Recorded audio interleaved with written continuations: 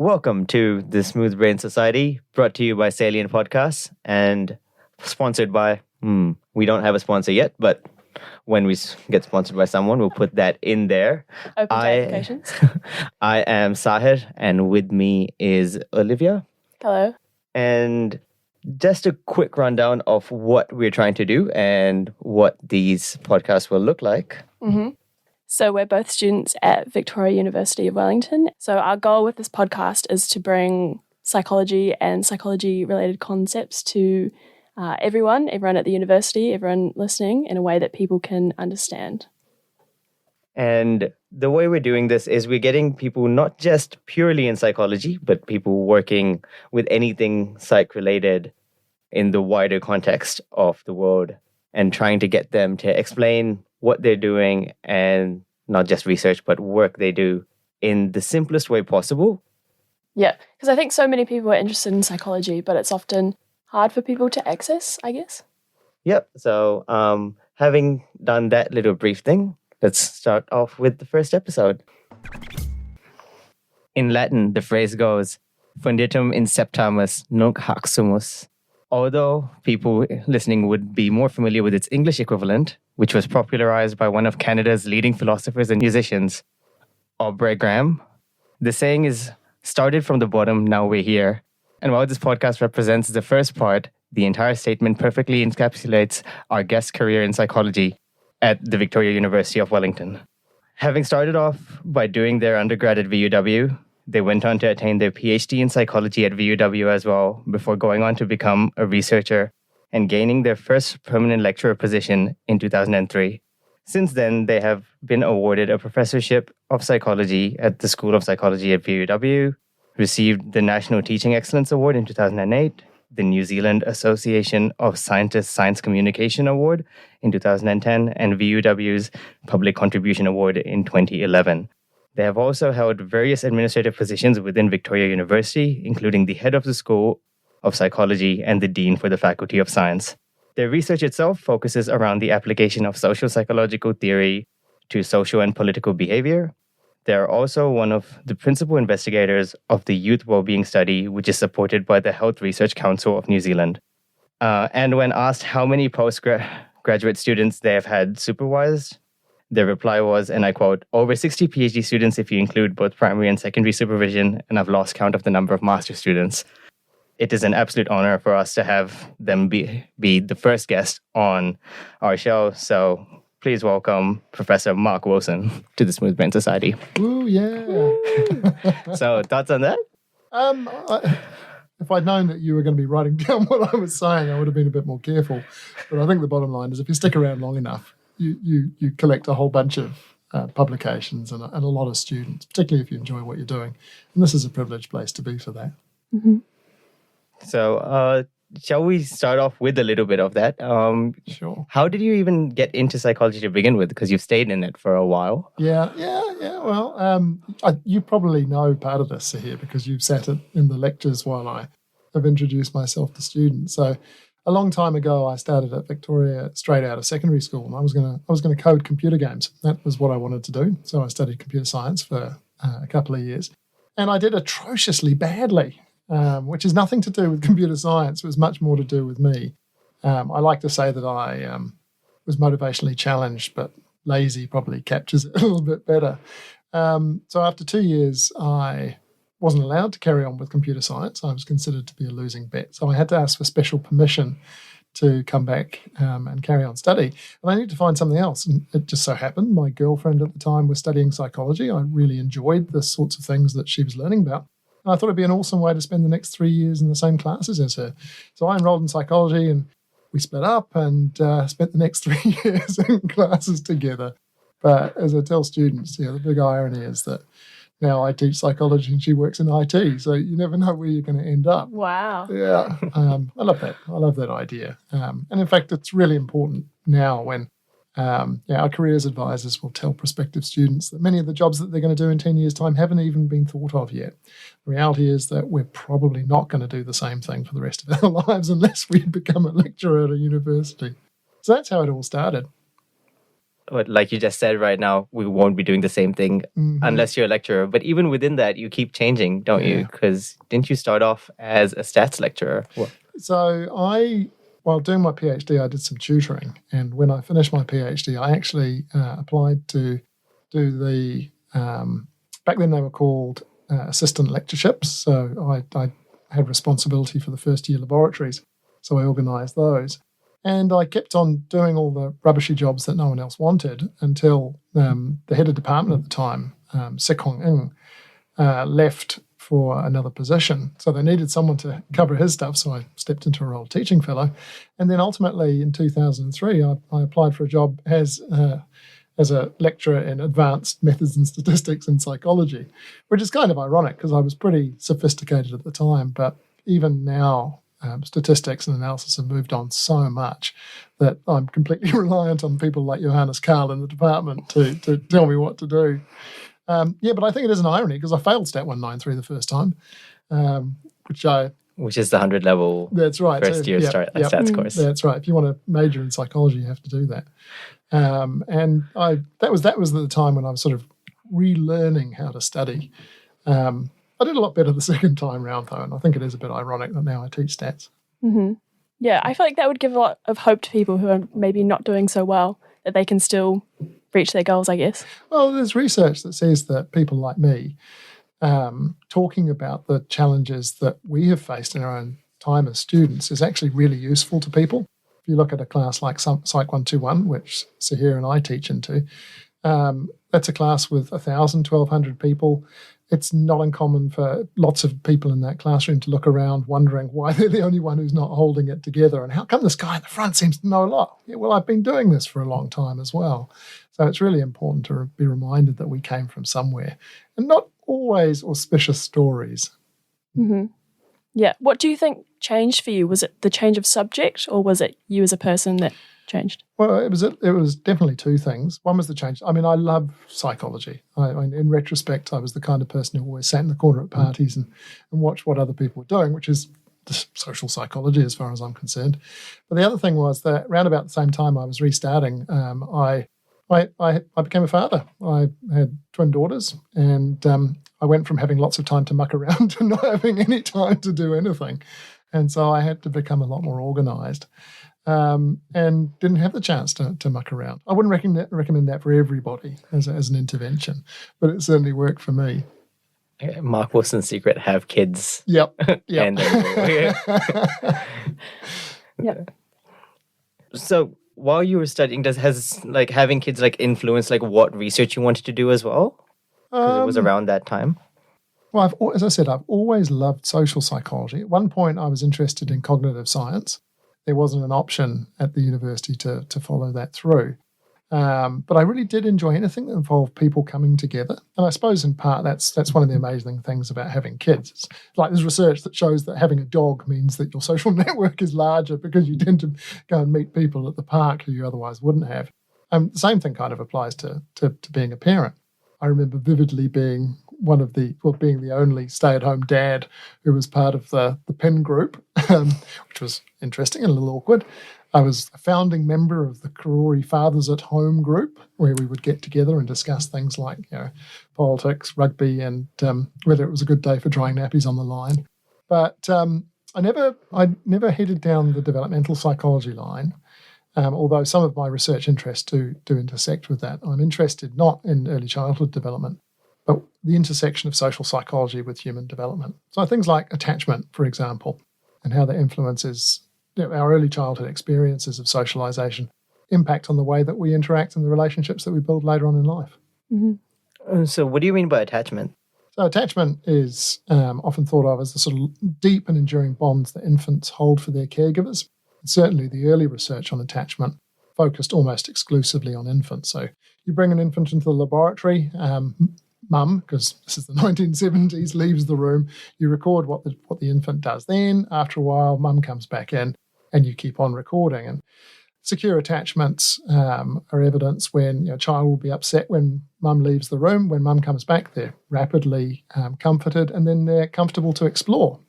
That's to say that the strength of that bond allows infants to feel secure in exploring their environment. Not everyone develops a secure attachment, however. And so this sort of stuff plays out throughout our lives. So while the research on infants was happening in the 1970s and the 80s and 90s, it turned towards looking at adult attachment. The fact is that we continue to show different attachment styles as we develop through adolescence. We shift our primary attachment from our parents to our peers, from our peers to our romantic partners, and even in some cases, people argue to religious figures like God, for example. So attachment is a all-encompassing area of study. It is a little bit scary. Like, can that change over time, or are people sort of stuck in? What do you reckon? I'd like to think so, hopefully. Well, attachments are adaptive. Like so much of psychology, there's a function to them. So a secure attachment style develops because an infant feels that they have someone who's got their back. So if something goes wrong while they're exploring, someone will be there to pull them out. But imagine a situation where an infant grows up in an environment where they don't have that support. They might cry for a while, but then actually in evolutionary terms, it's a really bad idea to keep on crying if there's nobody coming to help you, because something else might hear instead. So the saber-toothed tiger might creep up on you and snatch you because you're crying. So some types of insecure attachment involve not asking for help. So very ambivalent to the nature of relationships. So coming back to your question, does it change? Yeah, it does change. And it changes in response to our experience. It can also change in response to the nature of the relationship that we have with someone like a romantic partner. We may have been taught in our earlier lives not to rely on people. But if we have a partner that we learn to rely on, then we do see shifts in attachment style. Mm-hmm. But a lot of psychology is like this. It's adaptive. It serves a particular psychological purpose. Yeah. I've also heard that it doesn't have good cross-cultural applicability. Have you heard anything about that? Well, geez, that's a big conversation to get into. So there is research in this general tradition that suggests that the dominant attachment styles in one culture can't be assumed to be the attachment styles that are dominant in others. So we find some of the attachment styles that we think of as insecure here in English-speaking Western countries may be much less common in places like Japan, for example. Now, that could reflect some kind of legitimate difference between cultures, but it's also quite possible that what we're talking about has a different meaning. It's qualitatively different. And perhaps the surveys, the tools that we use to measure these things may not have the same kind of cross-cultural validity that they have in our own backyards. But that doesn't just apply to attachment, that applies to a lot of different things. So, and it comes up routinely in a lot of the areas of research that I work in. Mm-hmm. So you don't work directly with attachment per se, but what are your main research areas? Mm-hmm. So attachment is something that I routinely ask people about. So I have three broad research areas. The first of them has its roots in my political psychology PhD. So it's about psychology of politics. Why do people vote the way they do? A lot of political psychology is concerned with some of the same sorts of things that social psychology is. So prejudice, inequality. How do we go about changing the world and making it a better place? A second strand of my research focuses on adolescent development, adolescent well-being, and particularly why young people might deliberately hurt themselves. I'm not a clinical psychologist myself, but there's a story to how I came into that area. And a third area is kind of a grab bag of other stuff. It's got a lot to do with why people do things that are a little bit different to what everyone else does. So I'm interested, for example, in why some people choose not to eat meat. That's an example of a societally deviant behaviour. And by deviant, I just mean it's not in the norm. I'm really interested in why people believe in conspiracy theories, which when I first started doing research in that area was a slightly wacky fringe type of area, but now suddenly finds itself in the mainstream. And every couple of years or so, I also teach a course called The Psychology of Superstition, in which I look at questions like, why do some people believe in paranormal phenomena but other people don't? And what all of these different areas of research really share in common is this idea that when we believe things or do things or hold attitudes towards things, they serve a purpose. They help us get something done psychologically. Which one do we pick apart first? That's the question. I'm just so lucky that every 3 years when I get bored, I can change what I do and ask and answer a different question. Yeah. We could start off in order. We could start off with the political psychology stuff, like how you got into that. So Political psychology is kind of a sub-area of social psychology. And so I was really interested in social psychology. And so I approached a couple of the people in the department to supervise a social psychology PhD. And one of them, my now retired colleague, John McClure, said, I'd love to supervise you, but you didn't do an honours project. Because back in the day, we didn't have to do an honours project. So I'd only done coursework. And so he said, well, maybe after you do a master's. But there's a new guy in the department, a guy called Jim Liu, who's just started. He's looking for students. Maybe you could go and have a chat to him. So I went and knocked on this new guy's door, and half an hour later, I came out doing a PhD on political behaviour, which was not part of the plan. Just so happened that Jim was really, really enthusiastic about politics. And in retrospect, it kind of makes sense. My father's a political journalist. And even though I'd never set out to study politics, I've always been kind of interested in it. So it kind of came out of nowhere. I was really fortunate enough to get a scholarship. And if I hadn't got that scholarship, we wouldn't be having this conversation. I wouldn't have been able to afford to stay at university and look after twin daughters. So that scholarship really changed my life. I studied, it happened to be around about the same time as the first MMP election. So the first mixed member proportional election in New Zealand was held in 1996, and all of my PhD research was built around that, trying to understand how people went from a 2 or 3 party situation in New Zealand, so where you basically have Labour National and a third party, Social Credit, to having a vote where suddenly you've got 26 different parties represented on the ballot. So it was really a kind of synthesis of political science stuff, psychology stuff, and some of the weird stuff that sits at the intersection of that. But I loved it, and for quite a number of years after that, I continued to work in that general area. And I still do political psychology research, but I've moved on a little bit more to thinking about individual differences. So some of the things that came out of my PhD as important for why you choose a particular political party over another are things like your general orientation to authority, whether you think people should do as they're told and can be punished if they don't, and also how people think about inequality or fairness.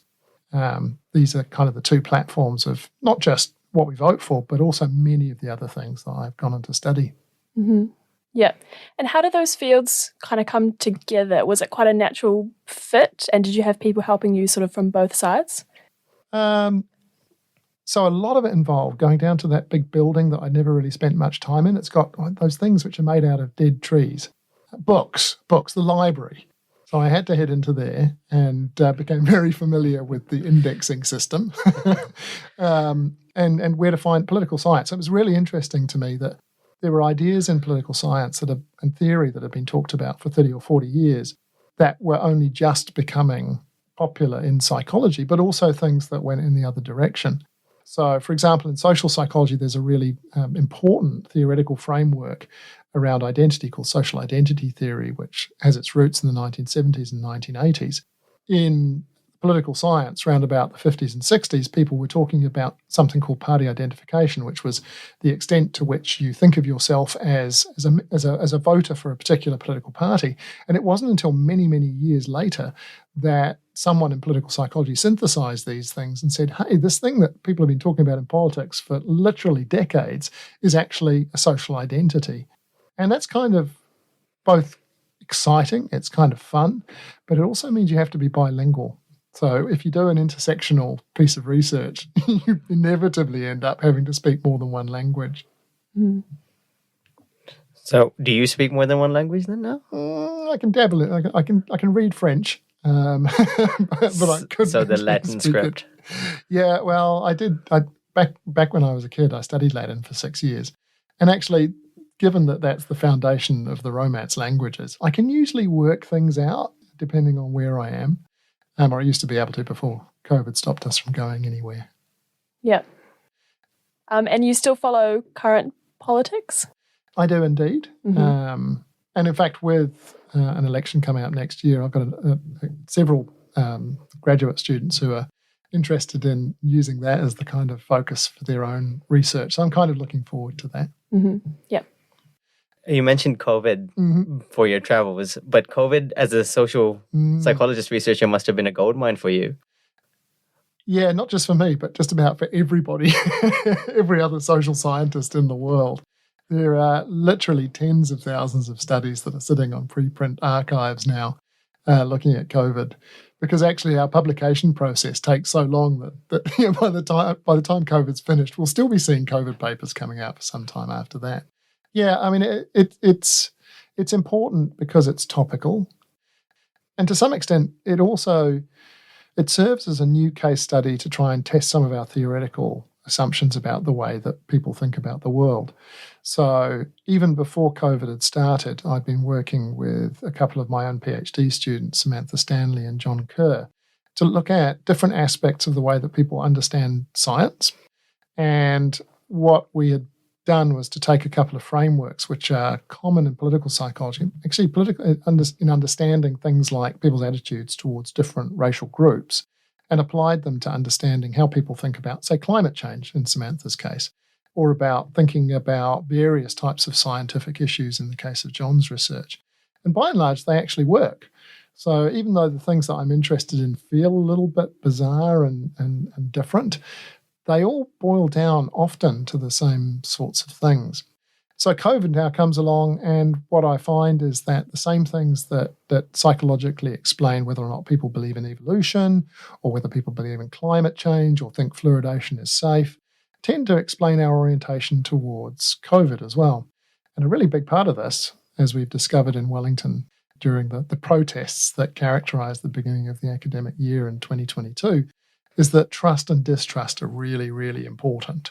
So in the case of political behaviour, to what extent do you trust the government?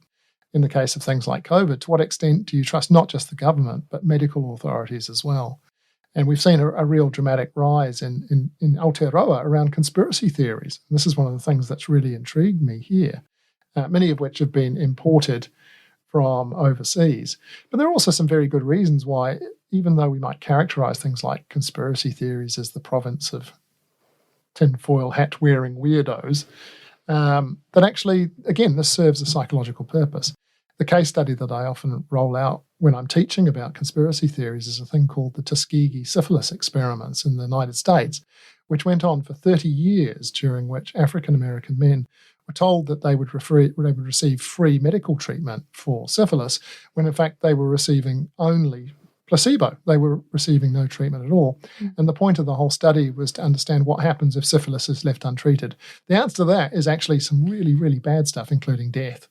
And it was quite a controversy when it was finally revealed.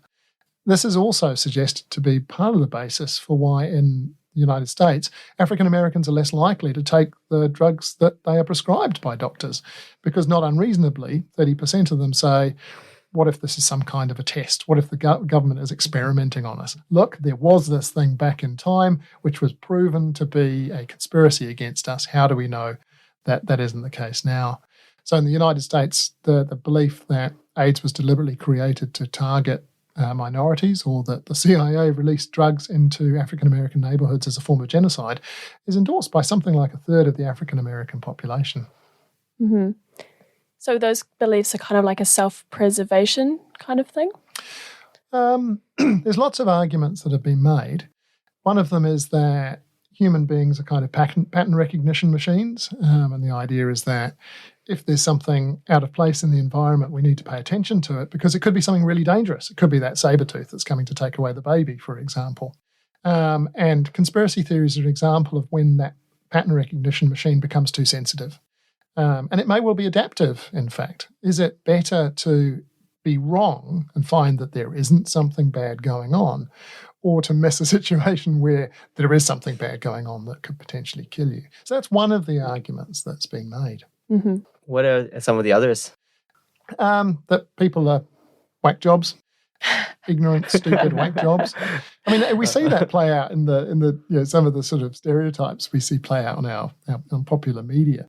I have spent a lot of time trying to identify the causes of conspiracy belief. And what I can tell you is that it's not in mental illness. It's not in being excessively paranoid. Sure, people who report paranoia tend to be more likely to believe conspiracies, but it's only a small part of the puzzle. And I think that's really fascinating, as I say, because I have a job where I get paid to dig down and try and find what that additional element might be. Mm-hmm. It's not mental illness, however. Yeah. What do you think plays into the things that are a bit more closer to home, like anti-vaxxers in New Zealand and those kind of mentalities? Yeah. So one thing I should say is that in New Zealand, we've got one of the highest levels of vaccination anywhere in the world, and it happened incredibly quickly as well. New Zealand started ramping up its vaccination efforts a little bit after other places in the world. So we're only talking about a relative minority. Some people have theorised that we're more likely to go looking for bad things in the environment if we feel, firstly, that we disenfranchised, so we don't have a say. So in the case of the vaccine mandate, some of the protesting around those was not necessarily to do with the outcome, but rather to do with the way that those decisions were reached, which is without very much input from the community. I think it's also quite reasonable that many of the protests we've seen have been people who've been most directly affected by losing jobs, for example, because of either COVID or because of the vaccine mandate. And theory suggests that when we feel like we don't have any personal agency, we don't have any control, it's a really uncomfortable position to feel in, that there's nothing that we can do. So it may be psychologically beneficial to think that I may not be in control, but somebody is. So that could be the government, or it could be the dark, shadowy conspiracy that says that Bill Gates is trying to sterilize everyone or implant a chip to locate you wherever you might happen to be. But as I say, until relatively recently, conspiracy theories was not a mainstream area of research. So it's still relatively early in its development.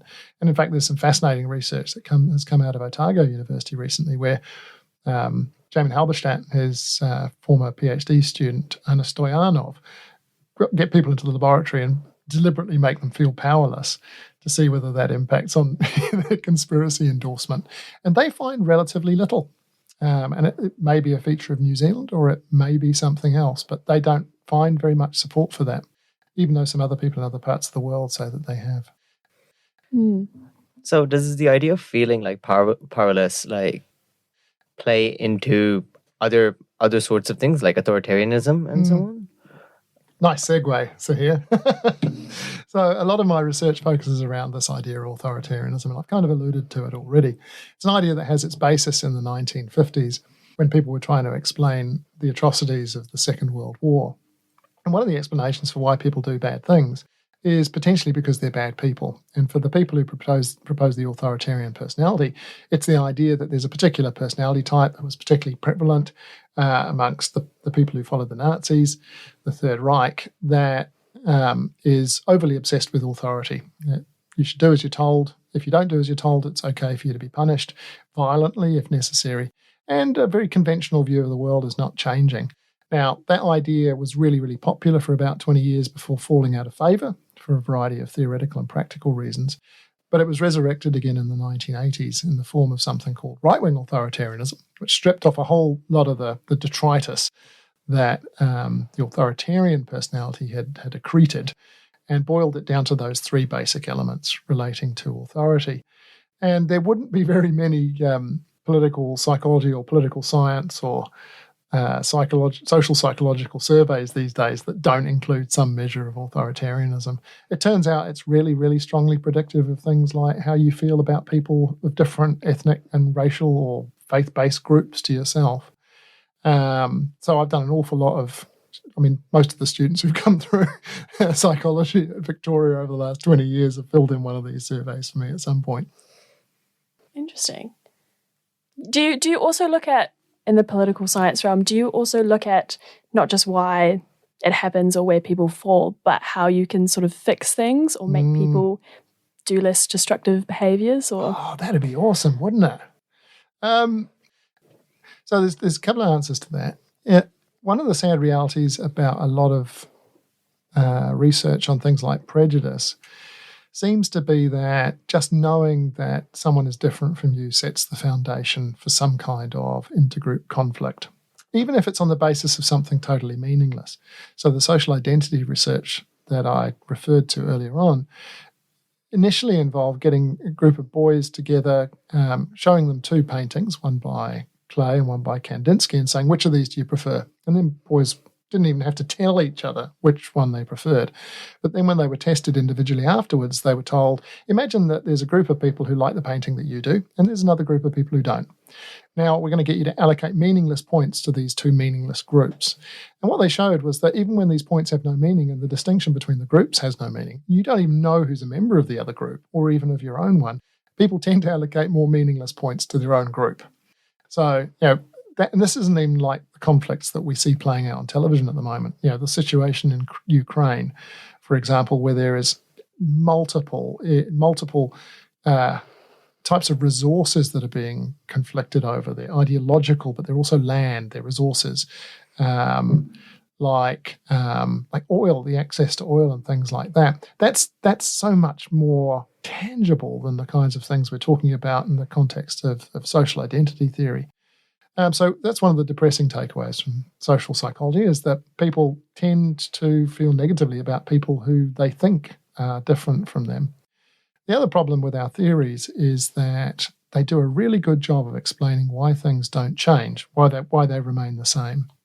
So if authoritarianism is the reason why people tend to be more likely to vote for more right-wing or conservative political parties, for example, how do you make a change? Particularly if you assume that these things are kind of baked in to some extent at the personality level. And I think this is one of the major challenges for political psychology in particular, is to try and understand that when most of our theories tell us why things are the way they are right now, how come you get situations like we're also seeing in Ukraine? The Ukrainian people have stood up and said, no, we're not going to take this. That's not easily explicable in some of our theoretical frameworks.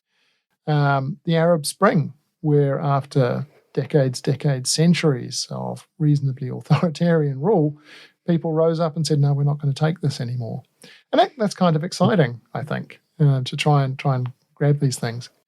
But that's also a good segue to my third area of research, which is around adolescent mental health, because that is explicitly something we've been explicitly doing in order to try and make a difference.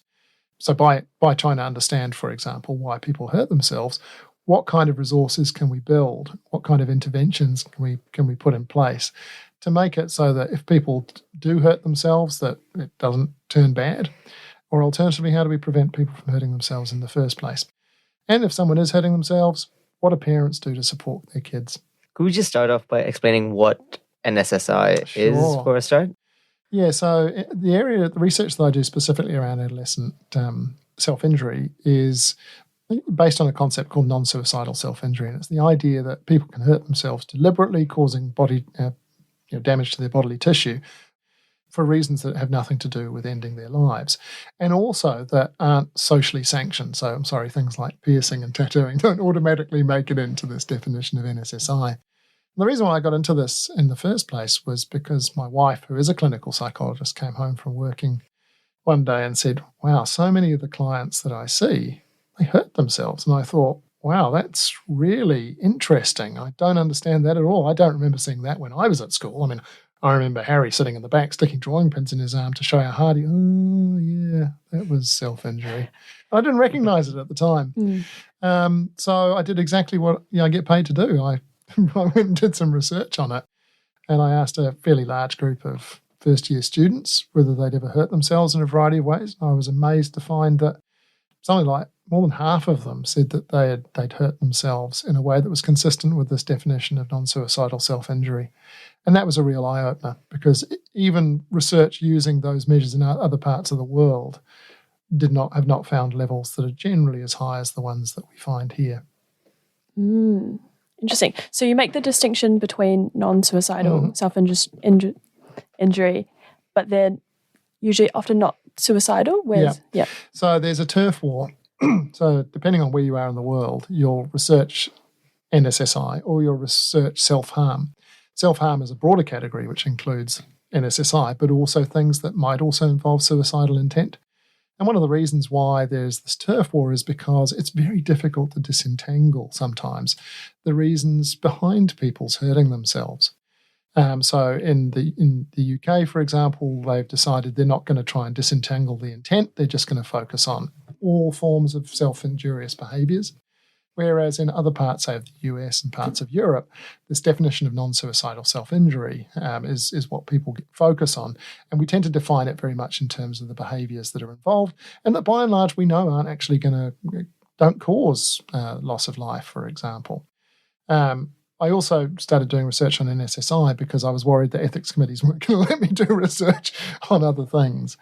And it's been a really valuable experience, particularly when I have so many colleagues and students who have shown an interest in working not just on self-injury, but also on understanding adolescent wellbeing and mental health.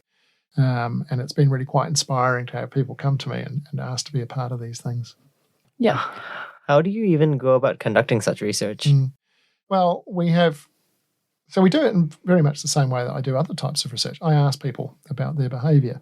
Given the sensitivity of the topic, though, it does mean that we have to be particularly careful and make sure that we attend to issues of potential risk, and that we make sure that we're collaborating and give something back. So in the course of asking people about their mental health broadly, we also have a set of questions that we ask to assess whether or not we need to break confidentiality and identify that person, if it's a young person, to the pastoral care team in their school, for example. Most of this research happens in the context of secondary schools. And it's also one of the reasons why we take our ethical obligations really, really seriously. Mm-hmm. Yeah, and I think you said before the rates in New Zealand of it were quite high. Do you know why that is? That's a really good question. If I did know the answer to that question, then I'd probably be able to make a lot of money. I think that self-harm has always been with us. Throughout history, you will find examples of people hurting themselves, sometimes for reasons like the ones which are common today, so to manage one's negative emotional experience. But there are also lots of historical cultural rituals which involve damage to the body, which are designed to remediate problems in the environment. So where someone has transgressed the community's rules, for example, or where a really important, there's a threat to the security of the community. So, for example, it hasn't rained, the crops aren't growing, for example. At the same time, we have historically assumed that when people hurt themselves, it's pathological, that it's because there's something wrong with them. And where we've done this research, historically, it's been with people who we have stigmatized as having something wrong with them. Incarcerated prisoners, for example, people who experience psychotic illnesses. But in the 1980s, there was a series of surveys with general population that showed that actually a significant number of people in the community had hurt themselves as well. And maybe this wasn't just something that people who have something wrong with themselves do. So I think that, firstly, that explains why we've started turning our mind to research in this area. It also means we don't have really good data on change over time. But what we do know is that certainly there's research increasingly coming out now that says over the course of COVID, young people are more likely to hurt themselves than they were before COVID. And even before that, there was reason to think that it has been growing. And part of the reason why I think it's growing is because it's more visible. While I think it's a fantastic thing that we talk about mental health now more than perhaps we ever have before, one of the problems that goes along with that is it's very easy for people, particularly young people, to find exemplars of behaviour amongst celebrities or online that maybe they can engage in when things aren't going right for them. So where the theoretical model that informs my understanding about self-injury, for example, says it's most likely to happen when something bad has happened in the environment. So you've been bullied, you've lost your job, you've got a bad mark for something, your boyfriend or your girlfriend broke up with you, you had an argument with your parents. And what all of these things have in common is they make you feel a bit shit. So they generate negative emotional experiences. And if you're an adult, then you may have a better toolkit for managing these things. But if you're a young person, part of whose job is to work out how I manage my emotional experience, then you're going to cast around for examples of what you can do. Amy Winehouse hurt herself. Or there's something online, someone says, someone at school who hurts themselves. And you engage in that behaviour to avoid that negative emotional experience. And one of the things about self-injury is it actually kind of works. So if you hurt yourself, you're not worrying so much about whatever it was that generated those emotional feelings. So it's potentially reinforcing. And And I think it's really important when we talk about these things to focus on the function of the behaviour. So again, this is a little bit like who you vote for or some of the other things that we've already talked about, in that it serves a psychological function, the most common function of which is to help you avoid the negative emotional experiences that you've had that arise from the crap that's going on in your daily life. Mm-hmm. Yep. And do you think there's any misconceptions from the general public about maybe why That's a people leading do question. it? Yeah, well, I mean, I think this is changing over time, but certainly when I started doing this research, we'd routinely go along, my team and I, and we, as part of the contract of being able to access young people to participate in our research through schools, we'd give workshops on understanding it. And I routinely ask adults, so why do people hurt themselves? It's a really common answer was attention seeking. And I think there's a whole bunch of reasons for that. But that is, it's not an entirely a misconception. So some people do say, I hurt myself to try and get people around me to show me that they care, for example, which you could think of as attention seeking. But way more than 95% of everybody who's ever participated in any of our research says the primary reason for hurting myself is because I was feeling really bad and I didn't know what else to do. Coming back to your point about why New Zealand has higher rates, I don't really know, but I think it's just part of the social and cultural milieu maybe. We know that one of the single best predictors of whether or not a young person hurts themselves is if they know someone else who hurts themselves.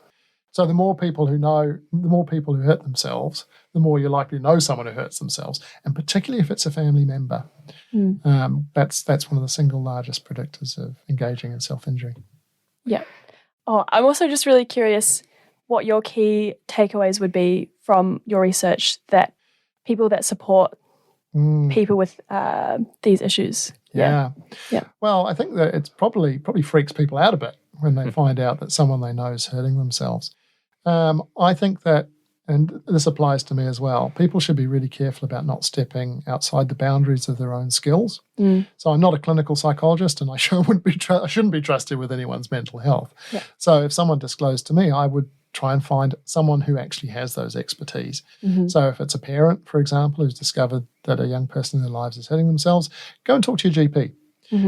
Secondary school guidance counsellors are now incredibly well positioned to help understand these kinds of things.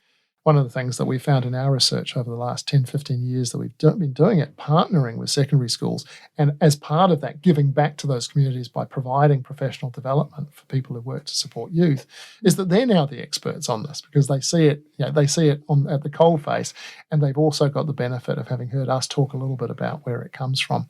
So the first thing that I would do is to say, find someone who can actually provide some help. GPs are really good because in the case of situations which might be serious, they can make a referral to a mental health service. Pastoral care teams quite possibly already know about it.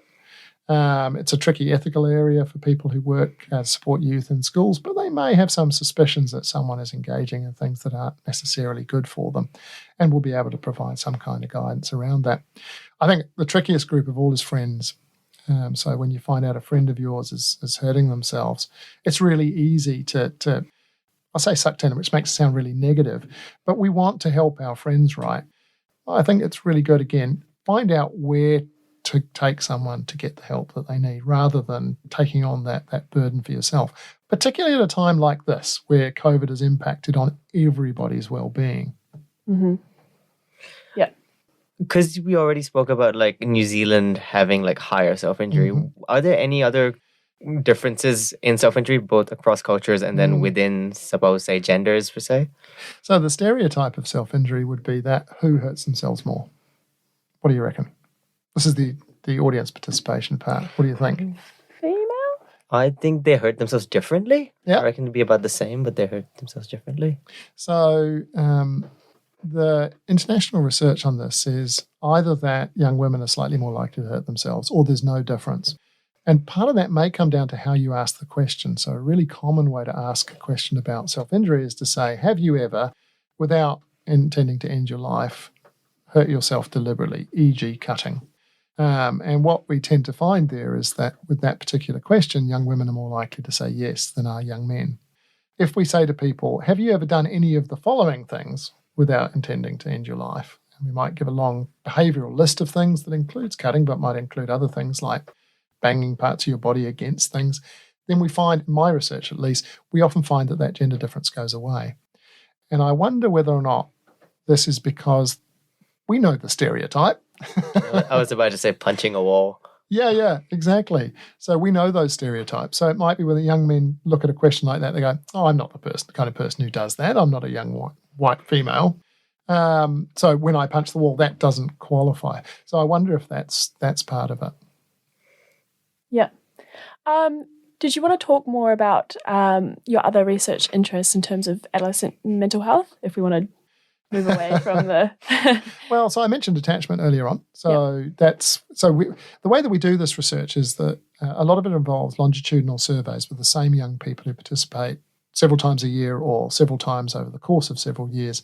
And the reason why we do that is because a lot of the things we're talking about, it's really hard to come up with experiments for, right? So you can't make someone depressed ethically to try and study whether or not that impacts on their social relationships or vice versa. So what we do is the next best thing. We track the same people over time. And what we then do, in the example I've just given you, is have a look and see whether or not, say, depressive symptoms in 2021 predicted social relationships in 2022, or whether social relationships in 21 predicted depression in 2022. Because as good scientists, good lay scientists, we know that what happened this year can't retroactively impact on what happened last year. So this allows us to try and see what is it that prospectively predicts changes. So, for example, in order to do this work, our surveys include lots of things. So we ask about attachment, for example. We ask about emotion regulation, which is the processes by which people manage their emotional experiences, which in the case of self-injury is really, really important. But what this allows us to do, for example, is to show that people who feel securely attached tend to subsequently report better emotional functioning. Mm-hmm. And that makes perfect sense. Where do you learn how to manage with your emotions, right? From the people around you. And the first people that we ever observed moving through the world are our parents. So secure attachment to parents tends to predict more positive, a greater set of emotional resources later on in life. We ask questions about self-esteem and we can find basically the same sorts of things. Feeling well attached tends to predict better self-esteem. But we also have a whole bunch of other stuff, some of it really clinically oriented, so body dissatisfaction, eating disordered attitudes, for example, but also a lot of stuff, because I'm a social psychologist, that ask about social functioning. So there's some really cool research that comes out of places like Australia, which we've been having a look at ourselves here, which shows that if you go into a secondary school, while historically and traditionally people have used things like socioeconomic deprivation to predict academic performance, feeling a part of your school is a much better predictor. If you identify with and feel part of your school, you're going to do much better at school than if you hate the place and don't feel connected. And that's what some people have, particularly research originating out of Australia, call the social cure. These identities, the feeling of belonging, is really important, not just for our psychological well-being, but also our physical well-being. If you've got a well-developed social network, you're half as likely to get the common cold, which I think is kind of bizarre, because where do you catch a cold? Well, you catch it from your friends. When in fact we find the reverse. People who have lots of friends are less likely to experience depression in the first place, but they're also much less likely to relapse with a second depressive episode. People who have a stroke are much less likely to have a second stroke if they have a well-developed social network. So it all comes back to social psychology. Everything. Yeah. Well, I was about to ask, because you spoke about medical illnesses, does that kind of show that there's a pretty large biological basis to your social psychology behaviors, so like depression and so on? So I think that the one take-home, if people have never studied psychology before, probably one of the biggest take-homes is pretty much everything is a combination of genes and environment. And the specific balance will depend on what it is. So if the fire alarm goes off right now, we're all going to leave. And it's not going to be anything to do with our genes, right? It's because of our social reinforcement. But there are other things like schizophrenia, for example, which seem to be an interaction between genes and environment. That is to say, we know that if you have a family member who's been diagnosed with a psychotic illness, you're statistically more likely to develop one yourself. But not everyone who has that familiar relationship will then go on to develop psychosis or schizophrenia. there's some kind of a trigger. And maybe that's trauma. That seems to be one of the consistent elements. Experiencing something really traumatic might be enough to flick that switch from it being a latent genetic predisposition to being something that grows into a full-blown disorder, for example. Now, coming back to social psychology, I think a lot of the stuff that we talk about is actually genetic, or at least genetically influenced. So, for example, we'll take a personality characteristic like extroversion. So people are extrovert, they're really outgoing, they're sociable, they like being around people. If I got a group of people into this room now, I wouldn't be able to fit very many in, but we could probably get 6 or 7. We'd be violating social distancing rules. And I dropped a drop of lemon juice onto everybody's tongue. I can predict your extroversion based on how much saliva you produce to that stimuli. So when you have something really tasty in your mouth, you generate saliva. It turns out that introverts generate more saliva in response to the same stimulus compared to extroverts. And the argument's been made that extroversion is a kind of neurological or genetic, your base level of stimulation. So people who are extrovert need much more going on in the environment to feel alive. So whereas other people, introverts, don't need very much going on at all. So where do you find extroverts? Parties, nightclubs, places where there are lots and lots of people. Introverts prefer to stay at home, perhaps. And that maybe, people have argued, is because of this physiological setting for the point at which too much stimulation is occurring. And we see that play out in response to something as mundane as a drop of lemon juice. Mm-hmm. It's cool. I love that demonstration. Wow, that is very cool. That's going to be the soundbite for this. People are like, well, how does that Lemon work? juice is about your personality. Yeah. Yeah. Is that something that people can do at home? Or? Yeah, you can do that. Yeah. Yeah. I've done it on TV as well, which was really amazing because it actually worked. And sometimes things you do on TV don't work. But the person who was the most introverted person on that particular TV show, I needed a bucket. It was quite disgusting. What happened? Well, they drooled a lot in response to the lemon juice. Oh. Yeah. You've done a lot of stuff with TV, haven't you? I've done a bit, yeah. What has been your favorite kind of experience? So at the moment, I write a column for the Listener, which is not television, but I really love that because it's a chance to write about the stuff that I'm teaching about. And it's not uncommon if you're a 6-year-old liberal and you've also been in my class, then you'll see, whatever next week's Listener column happened to be the thing I taught about last week. But in the mid-2000s, after I won a Victoria Teaching Award, I was approached by a woman called Cass Avery who was working with Greenstone Studios, who was looking at pitching a psychologically themed reality television show. And it's kind of like consumer psychology. So one of the series was about understanding like home buying behavior. The second series was about how people could increase the chances of being subjectively successful. So what constitutes a success might be different for one person compared to another. And so I thought this sounded really cool. And so I flew up to Auckland and I did a screen test, which involved something really difficult, something I'd never appreciated was so difficult. And that's walking and talking at the same time while someone records you saying something. And it turns out there's a real trick to this, particularly if there's a script involved. And so we filmed 2 of these series, and it was incredible. I mean, I would come up to Auckland I'd work during the week and I'd go up to Auckland on the weekends and film stuff. And then like months and months later, it appears on television. And one of the things that I learned there, and this will sound really naive, but I remember we did the first take and it was brilliant. So I remembered my lines, I wrote my scripts, I remember my lines, and then the director goes, cut, okay, you guys take a break, we're going to reposition and do it again. And I said, well, I thought it was great. He said, yeah, it was, but we have to do it again from a different angle. Because when you're watching a movie on TV and the perspective flips back and forwards, that's not because they've got 2 cameras, that's because they record it twice. Oh. And so I thought, now it makes sense.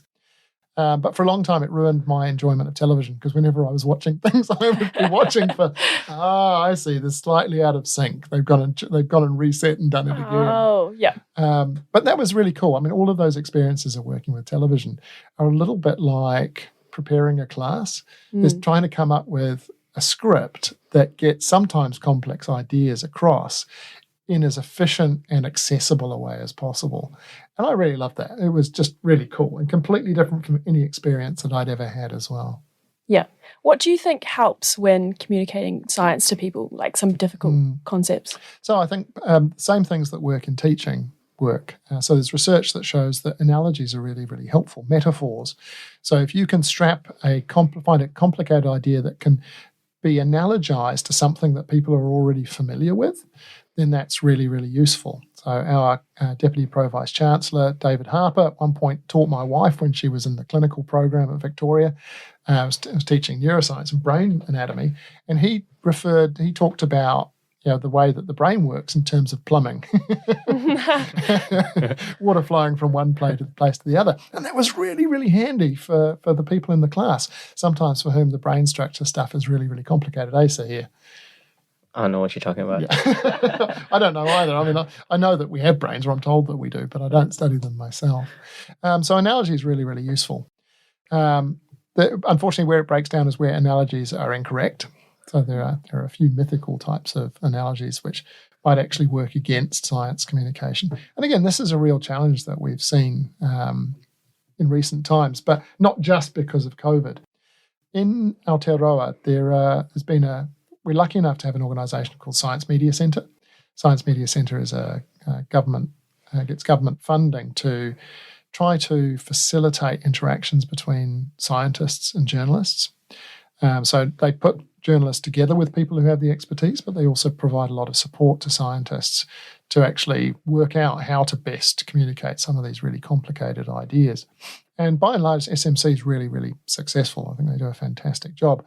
There's also increasingly recognition for those kinds of things. 20 years ago, it wouldn't have been uncommon to find scientists who would refuse to talk to the journalists because doing so would sully the intellectual purity of their scholarship, or because they'd had bad experiences. That's a really common reason for scientists to not talk to journalists. But we also have awards. So every year there's a Prime Minister's Science Communication Prize. Victoria University has done really well. People like Rebecca Priestley and others have done really disproportionately well in those. And that's intended to try to signal to people that this is an important job. Being a scientist isn't just something that happens in laboratories, it also happens outside. Yeah. That's something that I think about as well is, we can sort of make fun of people who follow conspiracy theories, but part of me thinks maybe it's just something that they don't understand or they don't have that educational background to understand. Again, that's one of those kinds of lay theories that we have about why people believe things that maybe we don't ourselves endorse. The research on this is mixed. So there is some research that shows that fewer years of formal education does provide some kind of a foundation for believing things.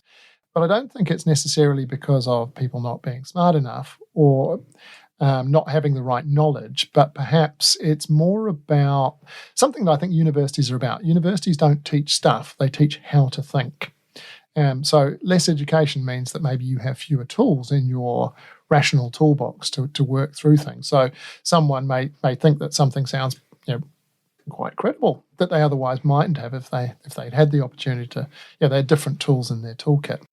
So John Kerr's PhD research, which focused on public understanding of science, involved us throwing a kitchen sink of things into a really big survey.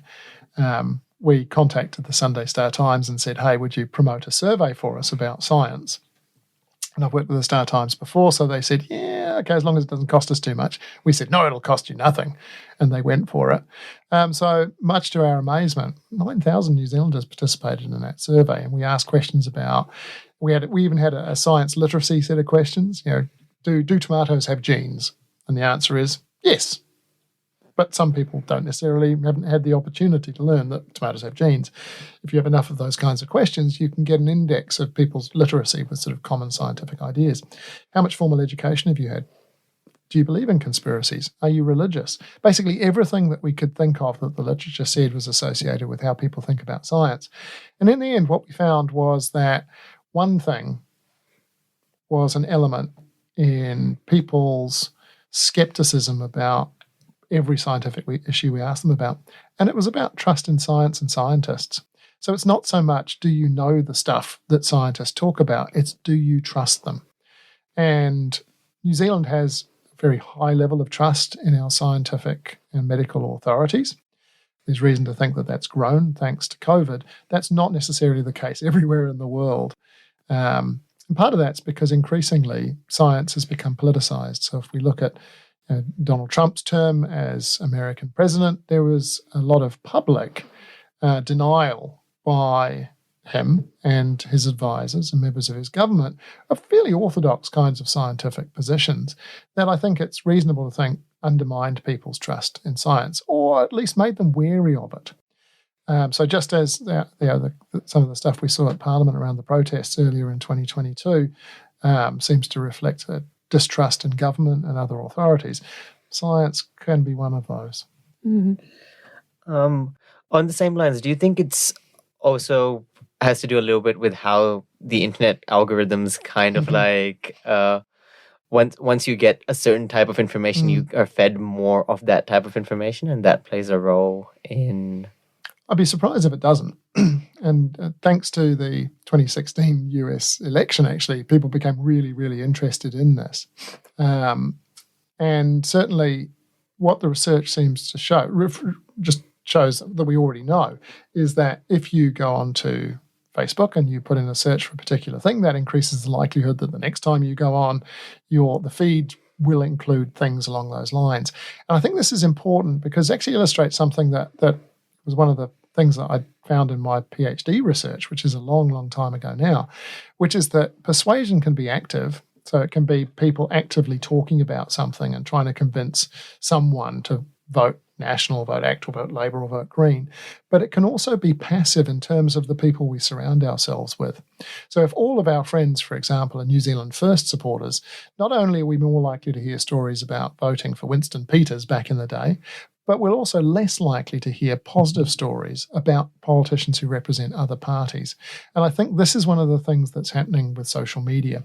It's not necessarily that you're being told that COVID is a hoax, that George Soros and Bill Gates are deliberately poisoning people, etc., etc. It's that you're not seeing the positive stuff, the stuff that says that actually, it's saving lives, for example, or here's the basis for the vaccine. The mRNA vaccine is not actually changing your genetic structure.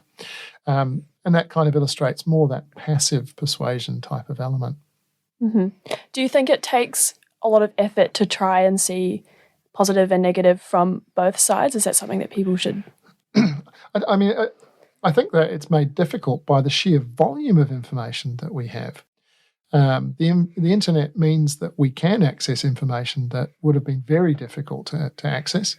Not just more of it, but so many more sources. It wasn't that long ago in New Zealand where there were only 2 television channels. It wasn't that long ago in many Western places, Western cities, that you only have a single newspaper. And thanks to the cost of international freight, if you wanted to see what was happening in New York, you'd have to wait a while before you saw the New York Times. So I think that it's not necessarily the difficulty associated with working out which side to follow, but actually what are the sides even? There's so much more information out there. I think it makes it really difficult for us to absorb. In psychology, a lot of cognitive psychology has focused on, and social cognitive psychology has focused on the biases and heuristics that are involved in us moving through our daily lives. The world is a legitimately complicated place, so we use shortcuts rather than... so we make judgments about people very, very quickly, and actually they're not entirely inaccurate, but they're necessary, they're adaptive, and they take the place of spending a large amount of cognitive energy in trying to work out, should we trust this person? That's just one example. Yeah, I think that's what I found so jarring about psychology, is all the biases that we have. It's kind of scary. Yeah, am I this terrible person? No more than anyone else, if it's any consolation. But I mean, and that's the trick. So, for example, if we tell people everyone shows bias to some extent, like implicit bias, does that actually make people less likely? And so we have a lot of interventions that we try and use, and the answer is probably that they do work around the margins. But we have these biases for a reason, right? They help us get through our days.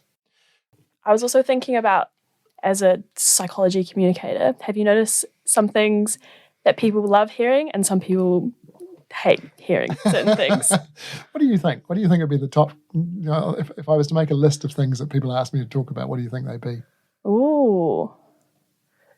Well, if you're a politician, probably would be about, if you're a political psychologist, it would probably be about like authoritarianism, I'd love cults. that to be the case, but no. Yeah, cults I get a lot of. Cults people are interested So like understanding other people or people that think so differently from themselves. Psychopaths, they're pretty common. Yeah. Relationships, a lot of relationship type stuff. Yeah. Health. A lot of people are concerned about health and well-being and want to know, what's the simple trick for being happy. And that's not an easy question to answer.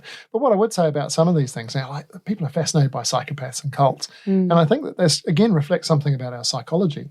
We have a particular motivation to understand bad stuff, because if we can understand bad stuff, we can avoid it. Whereas we're less concerned about, when you turn on the news, there's the last feel-good story about the kitten that was rescued by the firemen, and that's great and all, but actually that doesn't keep us alive. That might enhance our quality of life, but it doesn't stop us from dying. So we have a particular interest in understanding deviance, things that sit outside the norm. What else do we get? And I think health is the same. Health is because health is such a big deal. It's really important to be healthy. In fact, if someone said to you, "Oh no, I don't want to be healthy," we'd assume there was something wrong with them, right? So it's a kind of common sense notion, and it's pretty easy to pick up a magazine off the Whitcool shelves and find lots and lots of stories about physical health, and also at the moment we're seeing lots of media around mental health as well, mental health distress, particularly COVID-related types of things. Mm-hmm. And what do you think people feel adverse to hearing, even though they may be slightly interested in it? So I'm not sure that there's any one topic, but there is we know that advice columns have been around forever. And we know that people are really interested in hearing what other people have to say. The same research says that when people give us advice, by and large, we ignore it. We don't tend to listen to other people's advice, and that's because we tend to overjudge our own competence. And we're particularly less likely to pay attention if it's something that conflicts with what we already think. And this is one of the problems that we run up against, particularly in politically charged issues, because we have a psychological investment in believing that our position is credible, realistic, sensible. So when things are challenged, particularly when they're challenged, like people shout at us until tell us we're idiots, when's that ever changed someone's opinion? What people then do is become defensive. One of the most common biases that plays in here is confirmation bias. This is the idea that we tend to seek out information that already confirms what we already think. So someone reads a newspaper article that says Christopher Luxon wore a really nice suit, but he gave a bad speech. National Party supporters will go, "He looked really good." Labor Party supporters will say, "What a doofus." So we tend to attend to the things that help support our worldview. And this is one of the reasons why it's incredibly difficult to change someone's position on something important like climate change. It has to happen slowly, and it happens slowly in part because people's positions on climate change aren't independent of their other attitudes. So we know, for example, that if you tend to believe in climate change, then you tend to be more likely to think that tutility is a good thing, that we should provide a certain level of state help for people at times of need. Essentially, people's political attitudes cohere together. So when you challenge one particular part of it, you're not just picking at that particular idea, you're picking at all of the other things that are connected. And there's a lot of psychological weight that's attached to those. Does a lot of personality stuff come into that? Like how agreeable someone is and they believe all these similar things? So personality is related to things like political opinion and voting. So, for example, people who are agreeable tend to be a little bit more on the liberal side. People who are open to experience tend to be a little bit more on the liberal side. People who are conscientious tend to be a little bit more on the conservative side. These are really small effects, and they're not the kinds of things that determine elections, but they're really important at the margins.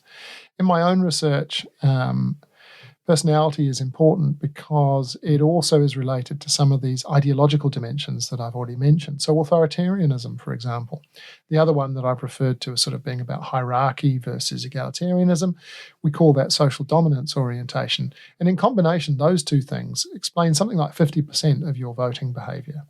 They explain something like 50% of how you feel about groups of people who look or think differently from you. Explain something like 50% of the variation how you think about people based on their dietary preference. So people who are high on social dominance and authoritarianism, they're not really fans of vegans, for example. And these things are all interrelated. So I found myself in one bizarre situation giving an interview on radio where some of the research that I and a friend had done that showed that we'd done some research on meat consumption. And just as a throwaway, we found that people who are liberal or left-wing tend to eat less meat. And so I was talking about this on radio, and then at the end of the interview with me, they say, "Thank you very much, Dr. Wilson. We're now going to talk to Jerry Brownlee about this." And Jerry Brownlee at the time was the deputy leader of the National Party. And he went on to say, "Oh, this is roundly wrong. It's very unpatriotic to slander our meat industry. I myself love a good steak," making the point that I had actually made myself. But it just goes to show these things are all interrelated, right? But in ways that we don't even necessarily think about. Yeah. Diverging a little bit, we were talking earlier about how you were involved in potentially making a TV show, like sort of like, what did you call it? Love Island? New Zealand It was Love Island? Married at First Sight. Married at First Sight, yeah. So when the production company in Australia that owned the rights was looking to come into New Zealand. Now, as I mentioned, I've worked with Greenstone Productions a few times. And so they came to me and said, "Would you be interested in this?" And I said, "Well, here are some people who are really better at it than I am." And I pointed them in the direction of some people who do lots more relationship research than me. But in the end, they stuck with me. And we had a really fantastic sort of brainstorming session about how this could work in New Zealand. And for me, one of the things I've loved about the TV opportunities I've been involved in is to use them as an opportunity to showcase psychological science. What do we actually know? So, for example, I said, when we recruit people for this, we'll make a large advert, we'll send it out as far and wide as we can, and then we're going to survey people. We're going to ask them about their psychology to make sure that we pick the right people, not just people who are going to be good TV, but we can pick people who we can be reasonably confident we're going to get it right. So the premise of Married at First Sight is that a set of experts are going to pair people together on the basis that these people should be able to they should be a good fit. So there's a lot of psychological research on this. Generally speaking, people who are more similar than different are more likely to hit it off. People who have similar attachment styles, so people who are securely attached are more likely to hit it off and have a long-lasting relationship. So what we pitched was a very sciencey, psychological science version of Married at First Sight, and it was roundly hated. Not enough drama. Oh, no. Yeah, I just don't think it would have been enough drama. Yeah. So tragically, we missed out on that, and obviously there has been a New Zealand version of this, but it's been made by the company that owned the rights in Australia. Yeah. Oh, that's a shame. Yeah. I was always really annoyed that they actually didn't go into how these people fit together. Well, then everything I've done, as I say, it's so even the reality television stuff I have done, I've tried to. I don't say anything that I can't back up with a reference to try and make it evidence based. Yeah. That's not the only one that didn't. One that I would love to have done, again with Greenstone, would have been to run something. Do you remember the Blue Eyes, Brown Eyes Jane Elliott study? So the Blue Eyes, Brown Eyes intervention is a pseudo-experiment in which a woman called Jane Elliott, after the assassination of Martin Luther King, embarked on with the kids in her school class. And what she did was to tell the children that the kids with brown eyes were the best kids in the class. The kids who had blue eyes just weren't very good. Basically trying to flip the script, because of course blue eyes tend to go along with being Caucasian, for example. And what she found was that it was a tremendously powerful way to get people to see the world through other people's eyes. And so at one point we looked at doing that. Imagine doing that in a kind of Survivor Desert Island kind of scenario. That would have been really cool. I even got ethics approval for it, which was not easy, to use it as a proper piece of research. And unfortunately, the global financial crisis came along and wrecked TVNZ's budget, so it never happened. But at the same time, something still has come out of that, because we actually started recruiting for it. And as part of the recruitment process, everybody who wanted to be considered for the show filled in a battery of personality measures. And that's allowed me to show, for example, that in the US, people who want to appear on reality television shows tend to score higher on measures of narcissism, self-involvement. The same isn't true of New Zealand. The things that seem to differentiate people who want to be on reality television here are high levels of extroversion, they're outgoing, and openness. And I think that's kind of consistent with this is the place that bungee jumping started in. Woo, we'll give it a go. So it's that kind of excitement thing, not necessarily the, hey, look at me thing that perhaps we see in other places. Okay. With the blue eyes, brown eyes study, did you get to do it in one of your classes or things like that? Have you shown it to your students itself? So I've never done one of those demonstrations in a class, but for a long time it was a mainstay of first-year psychology laboratories. So Jane Elliott to this day continues to do this. She does it as an intervention on college campuses in the US.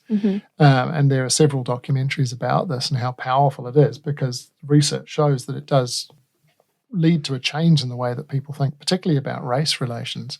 And in fact, we talked to her in the lead up to this potential reality television show, and she thought it was an interesting idea. She said you shouldn't do it for more than about a day. She reckoned it would be quite traumatic for people. So that was really important, because we had to build in safeguards as well. Yeah, definitely. We've seen some pretty bad stuff in the past, I think psychology students know about, but yeah. Well, I mean, I think that it's always been interesting to me that you can put two groups of people on a desert island and pitch them against each other, and that's television.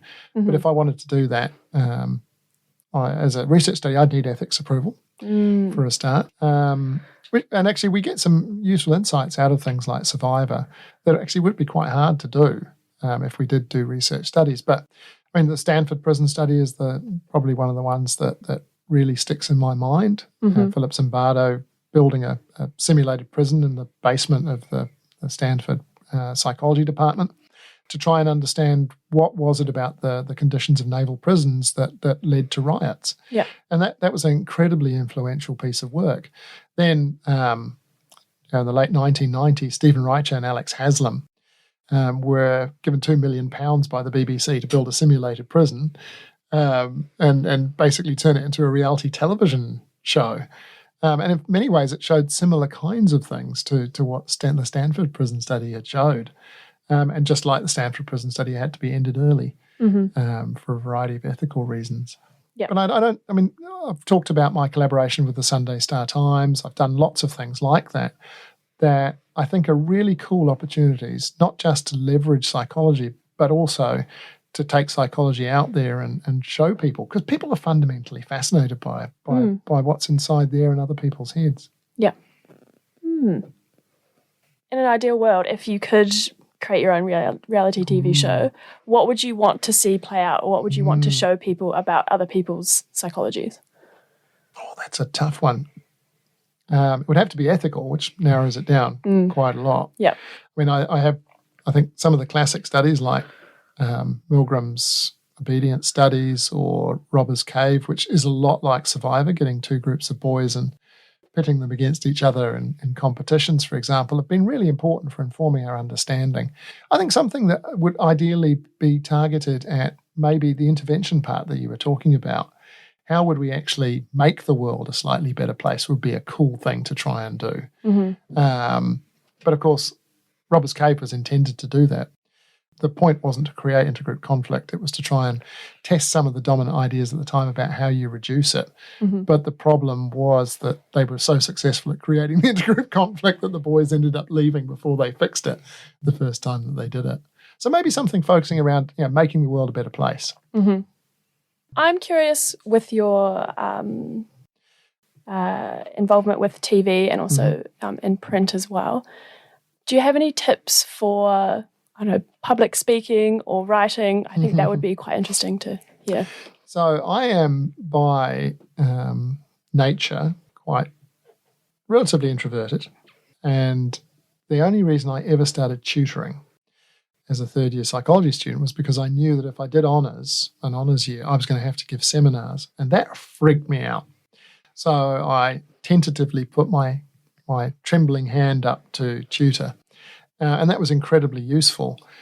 And in part, I lucked into what Philip Zimbardo himself had actually pioneered. So after Philip Zimbardo became infamous for the prison study, he actually did a lot of research on shyness and developed interventions for helping people who felt really, really shy.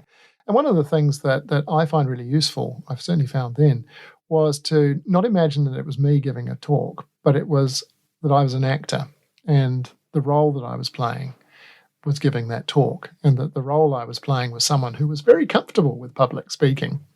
And this is actually something that is suggested to people who are quite shy.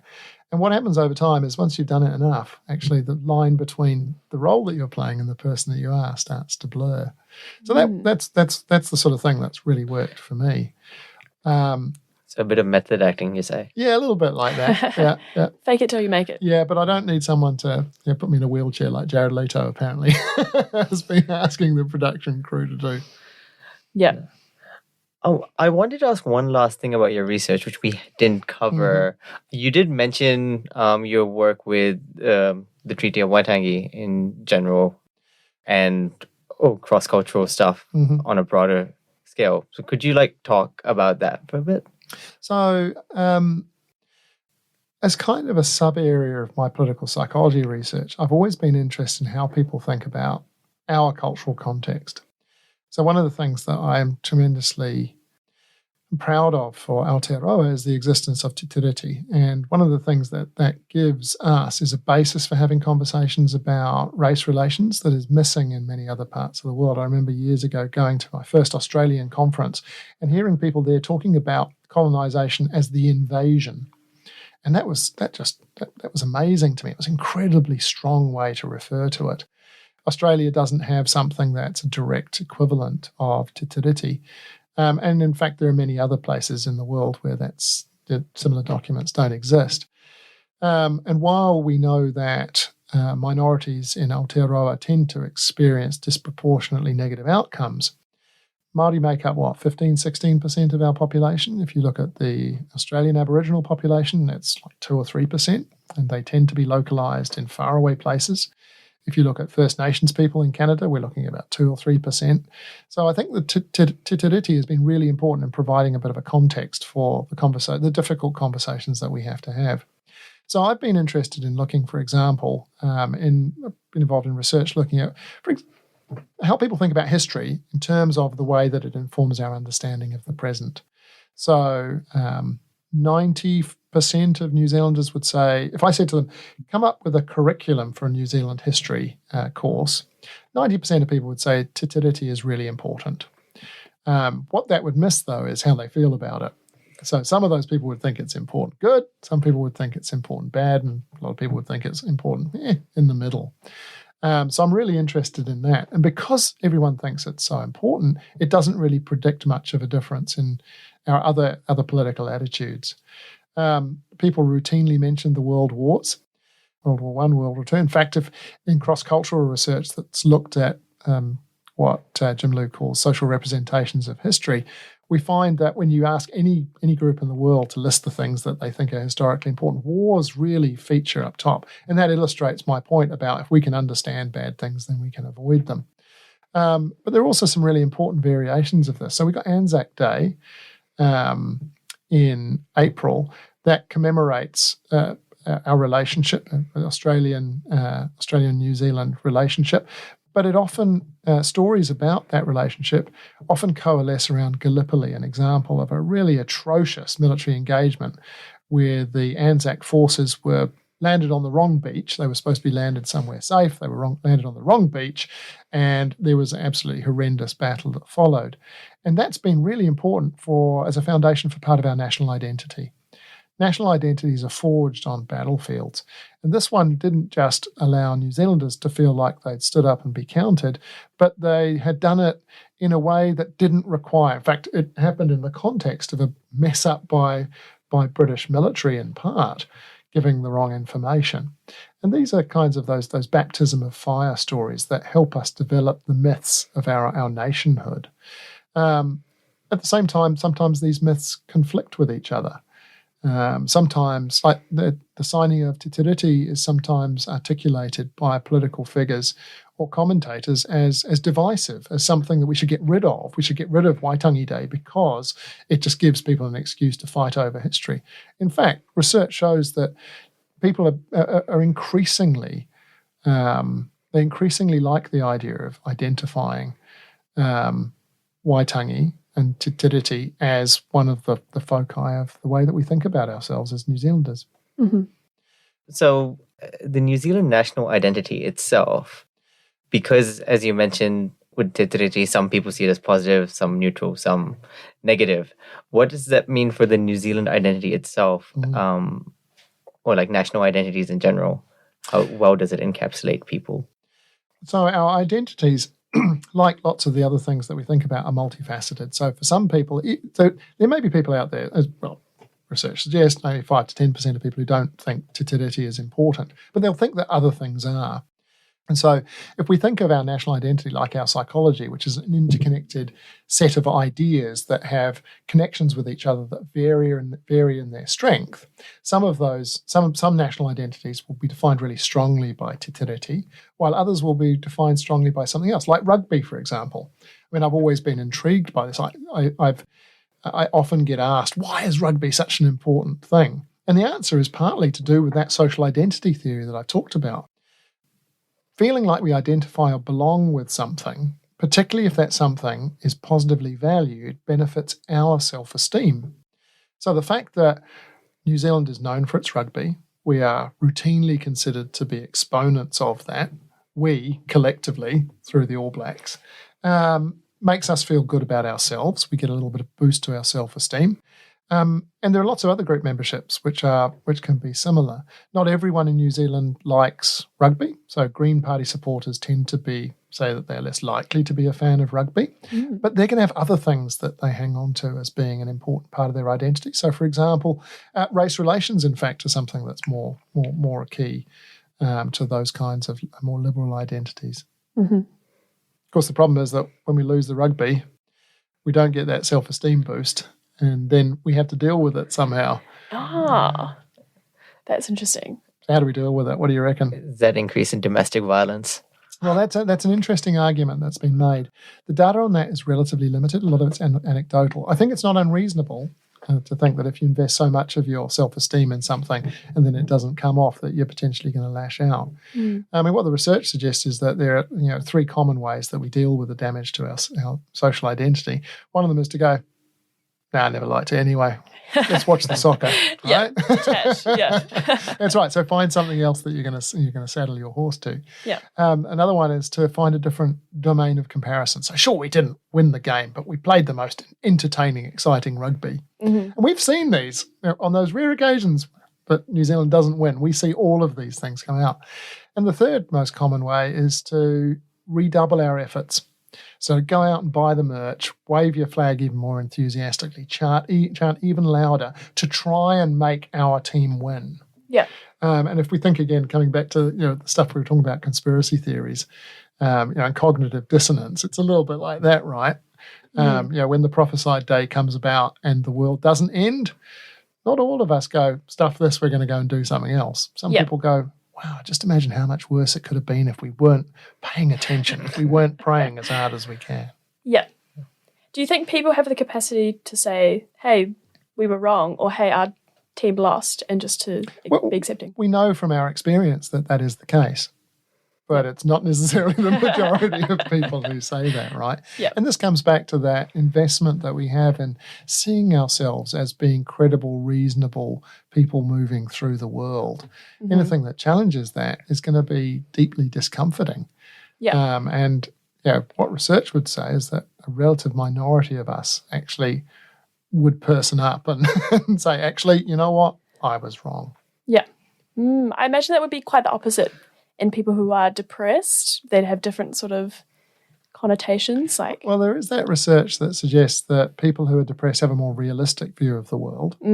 So people who are depressed tend to be a better judge of how badly a job interview has gone. In experimental situations, they're more likely to be able to say accurately, no, that actor is not going to want to go out with the other person on the screen. And that may, again, serve an adaptive function. If we have a more realistic view of the world, then that protects us from going and doing something that might actually make us feel even worse, for example. So it's the non-depressed amongst us that move through the world, seeing things through rose-tinted glasses, imagining that every person that we say hi to is going to smile back and potentially accept that invitation for a date or whatever. Yeah. It's kind of scary to think about. Let's not think about it too hard. Then. Yeah. Yeah. Cool. How much time do you have left? How much time do you need? Well, you're the one who booked it. That's what I'm asking. Yeah, I've got another 10 minutes if you've still got questions. Well, we've got a few rapid fire ones for you. Now, because it's the first episode, we don't know if we turn this into a segment on its own, and name the segment, and hopefully get a sponsor for the segment. But until then, it depends who's the sponsor. What sponsors would you approach? I don't want to do anything that's inconsistent with my values. Oh, McDonald's. I don't know.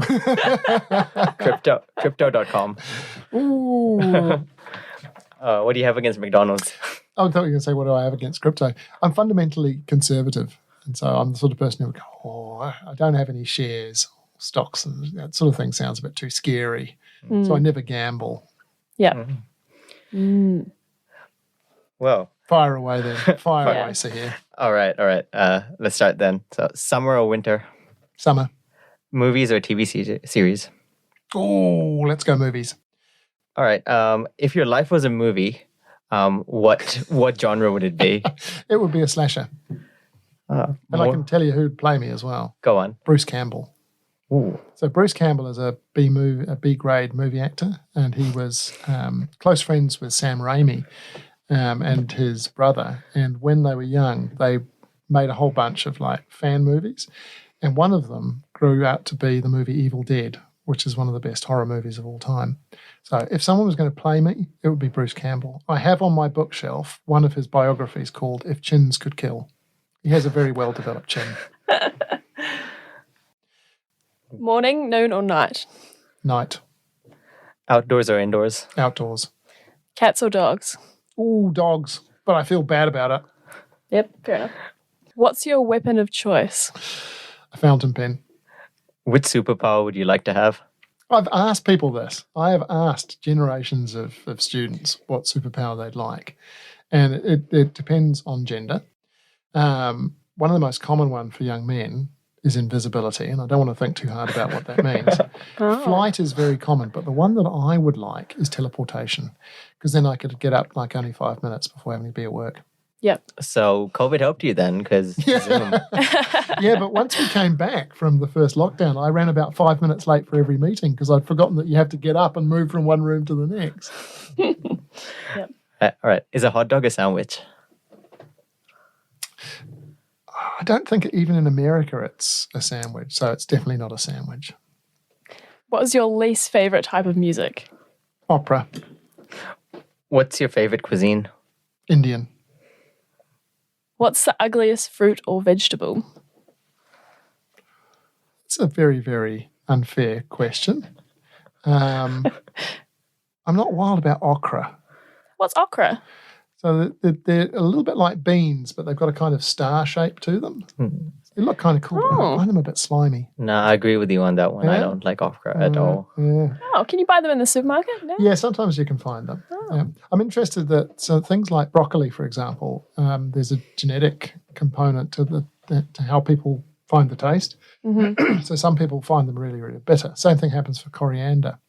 And I wonder about feijoa, because I really don't like feijoas. Neither do I. But I think it's a polarizing thing. You don't like them? I'm a fan. You're a fan, right? So I've never found anything, but I bet you it's the same. There's something genetic going on. Yeah.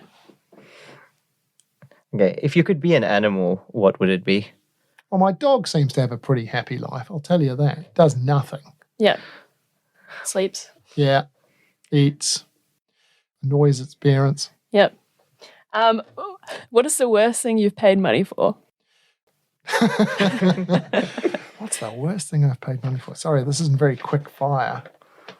I did buy a car at one point for $1,100 that turned out to be so dangerous that the person I took it to get a warrant said it was too dangerous for them to even drive up onto the crane. Wow. I was really ticked off because the person who sold it to me had told me lies. Yeah. They painted over the rust with silver paint. And you didn't notice. I could only afford $1,100 for a car. I couldn't be picky at that point. You're like, it'll work. All right. Yeah, they keep getting longer now. Your answers are. What ridiculous thing has someone tricked you into doing or believing? I don't know if have I been tricked into believing something. I'm starting to regret this podcast. No, I'm just kidding. There have been a couple of times when I've been not tricked into, but I've been asked by journalists to comment on things, and it's gone badly wrong from there.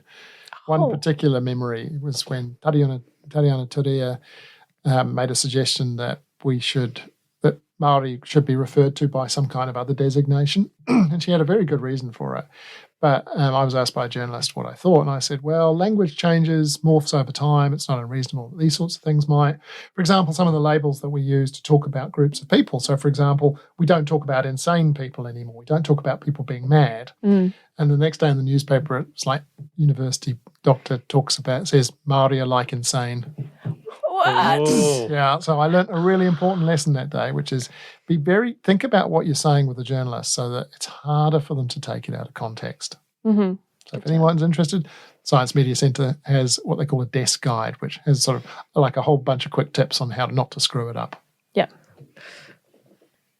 If you could live anywhere in the world, where would it be? I'd have to say, so I was born in Africa, and I'd love to live in Africa. Yeah. Africa's a continent, so... Yeah, okay, so Zimbabwe then. Yeah. When I think about, and I close my eyes and think about somewhere nice, it's got the colours of Zimbabwe. What quote or saying do people spout which you think is complete bullshit? Although whatever doesn't kill you makes you stronger. And I notice it's only the people who are having a tough time never say that. It's the people who are fatuously trying to make them feel better. What is your version of there are two types of people in this world? There are three types of people in this world. People who can count and people who can't. Yeah. If you weren't doing this, what would you be doing? I wanted to be an astronaut when I was a kid. And so I have a deep love for science fiction, and I would love to have been an astronaut. Yeah. So I wouldn't be doing that now, but I would love to have been doing that. Sounds very hard physically, like they spin you around. I suspect it's the physics component, which I routinely did really badly at school, that would probably mark me out. Yeah. Right. What type of researcher do you think is most likely to win a drinking contest, and why is it a political psychologist?